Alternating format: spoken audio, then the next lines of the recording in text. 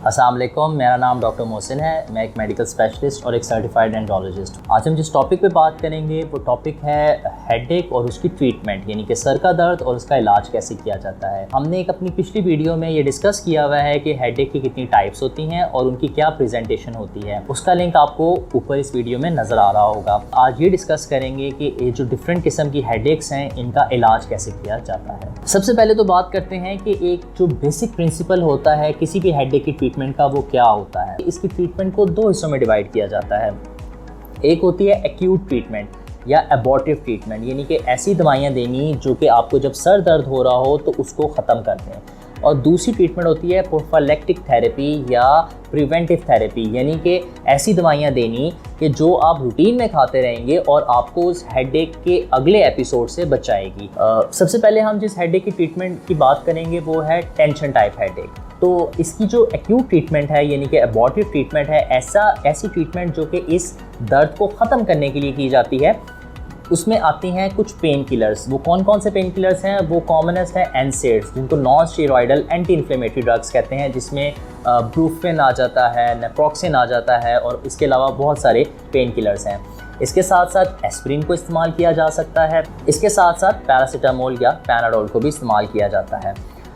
यहाँ पे मैं एक चीज़ बताता चलूँ कि जो पेन किलर्स एक्यूट ट्रीटमेंट में यूज़ किए जाते हैं, यानी कि सर दर्द को ख़त्म करने के लिए किए जाते हैं, उनको बहुत एहतियात से इस्तेमाल करना चाहिए, क्योंकि एक हेडेक की एक और टाइप ये है जिसको मेडिकेशन ओवर यूज़ हेडेक कहते हैं। यानी कि जब आप डेली बेसिस पे ये पेन किलर्स लेना शुरू कर देते हैं तो उसकी वजह से भी आपको हेडेक होना शुरू हो जाती है। और इसके बारे में भी हम वीडियो के एंड पे डिस्कस करेंगे, ये क्या होती है और उसका इलाज कैसे किया जाता है। लेकिन इस कॉम्प्लिकेशन से बचने के लिए एडवाइस ये किया जाता है कि महीने में 9 दिन से ज़्यादा पेन किलर ना इस्तेमाल करें। कि अगर आपको महीने में 7 से 8 दफ़ा दर्द होती है तो कोशिश करें कि आप 9 दिनों से ज़्यादा अपना जो पेन किलर का इस्तेमाल है वो ना करें। अगर इससे ज़्यादा करेंगे तो चांसेस बढ़ जाते हैं कि आपको मेडिकेशन ओवरयूज़ हेडेक हो सकती है। और टेंशन टाइप हेडेक की एक्यूट ट्रीटमेंट तो हमने डिस्कस कर ली। अब इसकी जो प्रोफाइलैक्टिक ट्रीटमेंट है, यानी कि आगे ये सर दर्द ना हो, उसमें usually tricyclic anti depressants use किए जाते हैं। एंटी डिप्रेसेंट्स का सिर्फ डिप्रेशन में रोल नहीं है, उसका और भी बड़े चीज़ों के अंदर रोल है, जिसमें से एक रोल ये है कि उनको ट्रीटमेंट जो है हेडेक की उसके लिए इस्तेमाल किया जाता है। तो ये ट्राईसाइक्लिक एंटी डिप्रेसेंट है जिसमें एमिट्रिप्टालिन, नॉरट्रिप्टालिन आते हैं, इनको बड़ा कॉमनली यूज़ किया जाता है टेंशन टाइप हेडेक की प्रोफाइलैक्टिक थेरेपी, यानी कि ये डेली बेसिस पे मरीज़ को दिए जाते हैं ताकि उसको नेक्स्ट जो एपिसोड्स हैं हेडेक के वो ना हो।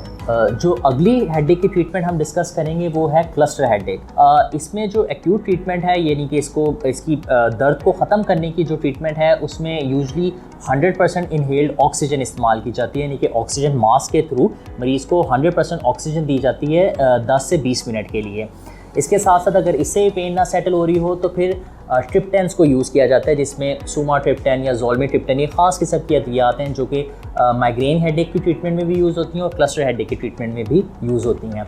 इसके साथ साथ इसकी जो प्रोफाइलैक्टिक थेरेपी है या प्रिवेंटिव थेरेपी है उसमें विरापामिल आता है। विरापामिल वैसे तो एक कैल्शियम चैनल ब्लॉकर है जो कि दिल की अद्वियात में आता है, लेकिन उसका एक क्लस्टर हेडेक की ट्रीटमेंट में भी बहुत इंपॉर्टेंट रोल है। इसके साथ साथ एक और जो इसकी ट्रीटमेंट की जाती है ताकि आगे मज़ीद एपिसोड्स ना हो या प्रिवेंटिव थेरेपी के लिए जिसको यूज़ किया जाता है वो है प्रेडनिसोन। ये एक स्टीरॉयड की किस्म है जिसको इसके लिए भी इस्तेमाल किया जाता है, लेकिन कम इस्तेमाल किया जाता है, ज़्यादातर विरापामिल को ही यूज़ किया जाता है। अब हम थोड़ी सी बात करेंगे कि जो मेडिकेशन ओवर यूज़ हेडेक होता है वो क्या होता है।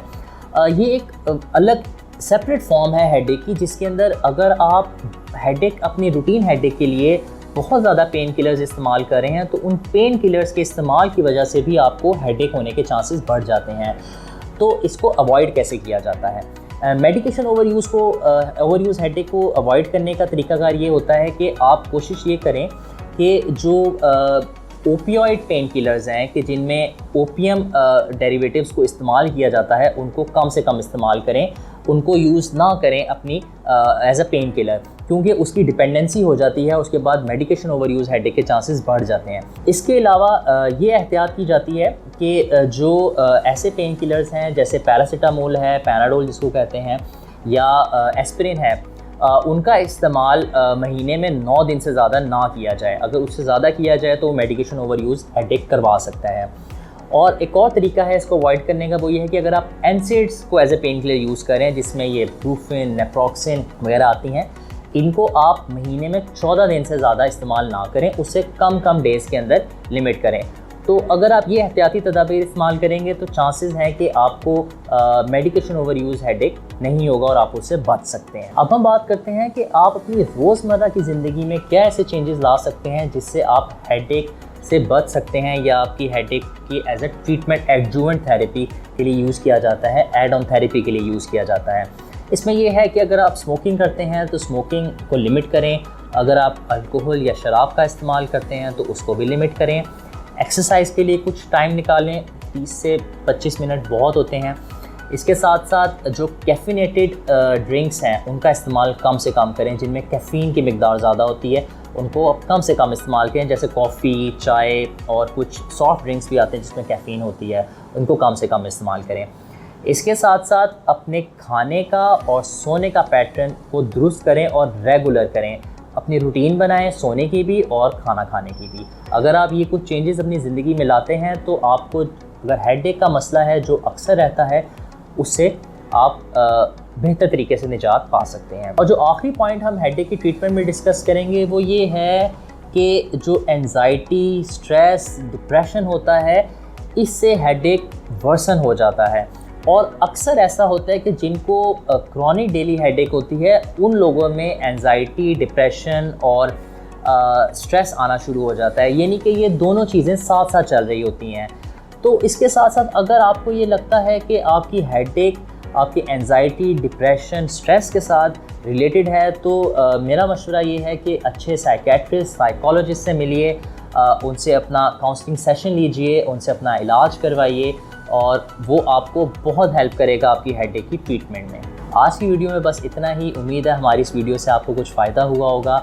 अगर आपका कोई सवाल हो इस टॉपिक से मुतालिक तो आप हमें ईमेल कर सकते हैं या हमसे व्हाट्सएप पर रब्ता कर सकते हैं।